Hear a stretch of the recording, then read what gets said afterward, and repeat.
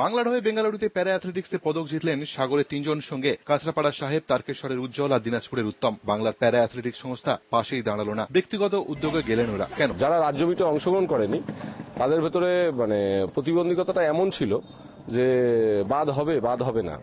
আমাদের যেটা হচ্ছে বাংলায় এখনো পর্যন্ত কোনো জায়গায় চালু হয়নি ক্লাসিফিকেশনটা।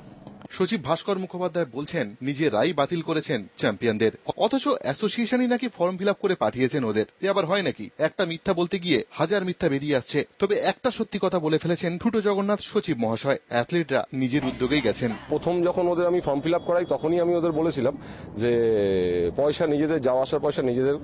আমরা যদি কোনো জায়গা থেকে কোনো রকম ব্যবস্থা করতে পারি সবাই জানতে পারবে এবং সবাই পাবে। কি বলবেন? অপদার্থতা নয়? পদক পাবেন যারা, তাদের পাশে থাকবেন না কর্তারা? কেন? তবে কিসের এই অ্যাসোসিয়েশন? সাহায্যের প্রতিশ্রুতি এখনো নেই। পদক জিতে ফেরার পর অ্যাথলিটরা নিজেরাই গিয়েছিলেন মদন মিত্রের কাছে, দেখা মেলেনি। অথচ সচিব মহাশয় বলছেন ক্রীড়ামন্ত্রীর সঙ্গে দেখা করতে তিনিই উদ্যোগী হয়েছিলেন।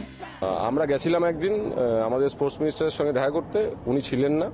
ওনাকে খবর না দিয়েই গেছিলাম, হয়তো উনি রাইটার্সে থাকবে সেই ভেবেই গেছিলাম, সেদিন উনি ছিলেন না।